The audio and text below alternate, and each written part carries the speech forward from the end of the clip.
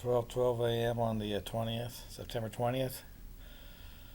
21st, the last day of summer, and 22nd is the first day of fall, the equinox.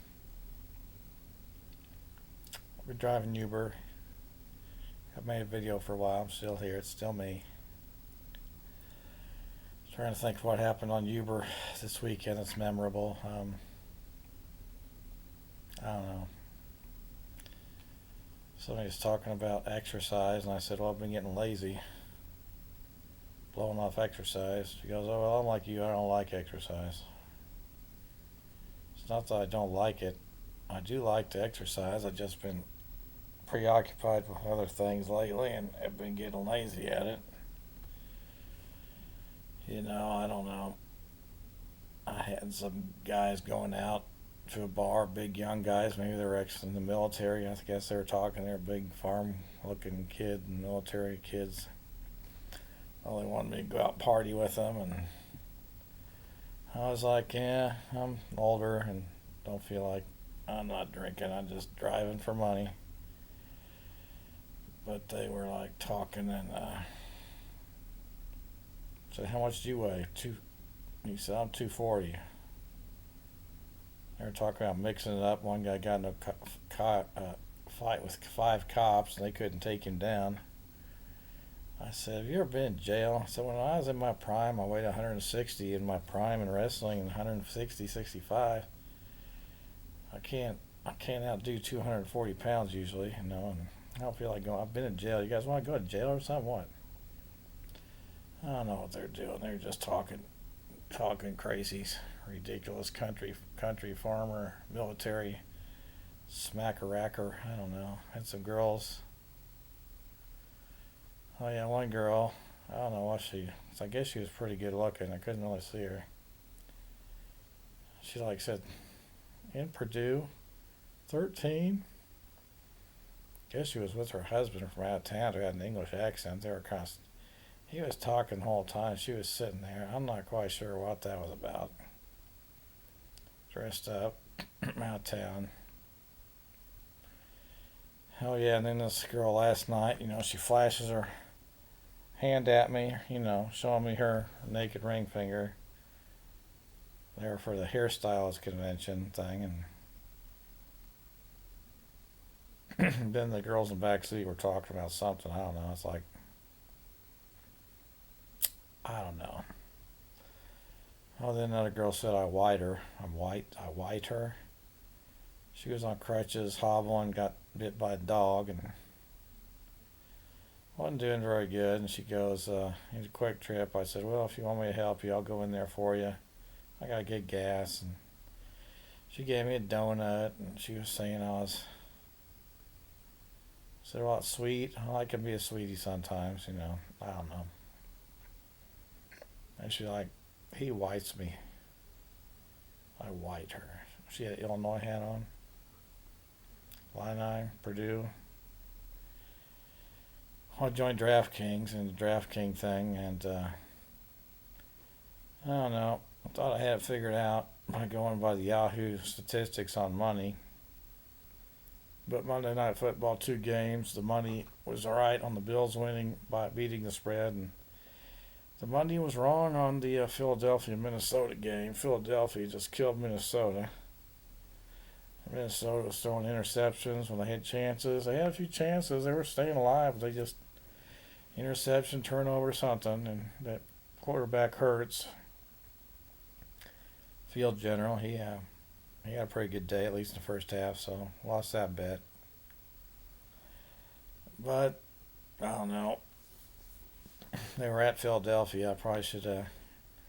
The money was all for Minnesota, so I'm not quite sure. On Yahoo, they got that sports odds and where the money's at.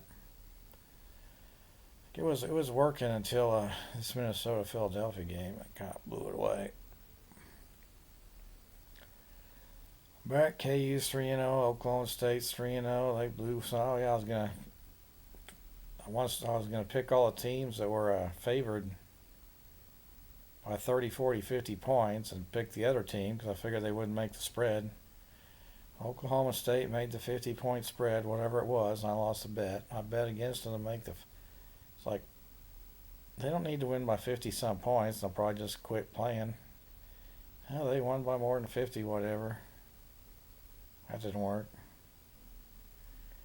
I don't know.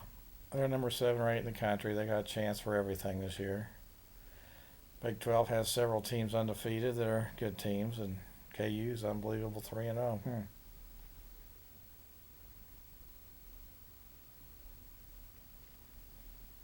Well, what else was I thinking about?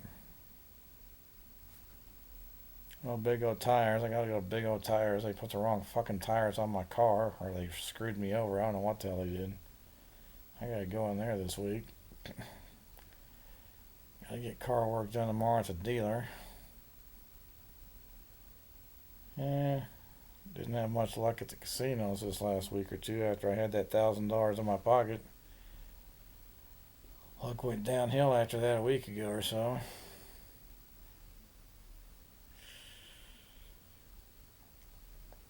Stock market.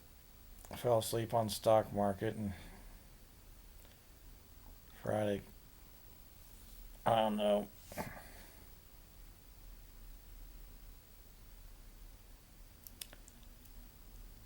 Drove Uber a lot last week.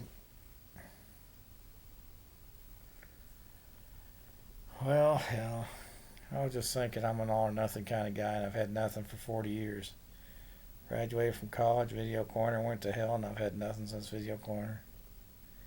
Had a real estate license, that went to hell, and I've had nothing with my real estate license after 1 year. Lost the real estate license, 15 years ago? Punks. I badmouth them when I Uber and people ask me. The industry and Reese Nichols, Coldwell Banker, and Merrill Lynch and Smith Barney and Payne Webber. I just call them the biggest scum on the planet. I'm all or nothing, and I had nothing forever. I live in the past thinking about all the things that didn't work, all the things people told me before I had my degrees, and everything they told me after my degrees, during my degrees. It's not acceptable. I always just take one step at a time before I move on to something else, and I've been stuck forever. Stuck forever with this trespassing at Merrill Lynch and Video Corner turning to hell and Dad. Saying he was not really my dad, and he's an identity thief and a lookalike and a fraud and murderer. And that Wilbur at Purdue, teaching the efficient market theory the first semester, and then telling me, second year that we can't do what he's teaching us, the useful information they teach, and I'm going to be thrown in jail in stockbroker offices. And that's not acceptable. It's been on my mind a lot forever, but it's not acceptable. Nothing's acceptable. They owe me $5 billion a year for every year since kindergarten and paycheck because they're flunking out of kindergarten equivalents, and they owe me $1 trillion for disrespect to my ownership. Owners and owner, the law's law. They've gotten away with it forever, so I guess, I don't know, they know how to get away with murder. They know how to get away with crimes. They calculate the risks involved, and they can come up with a defense that'll minimize the jail time or get them off or whatever to get rid of their enemies or whatever. Smartest man in the room. Well, the courthouse has proven that they're just a bunch of fucking jackasses, punks, liars, gossips. They do whatever the hell they want to. They don't follow the fucking law. Not with me. So I'm the way I am.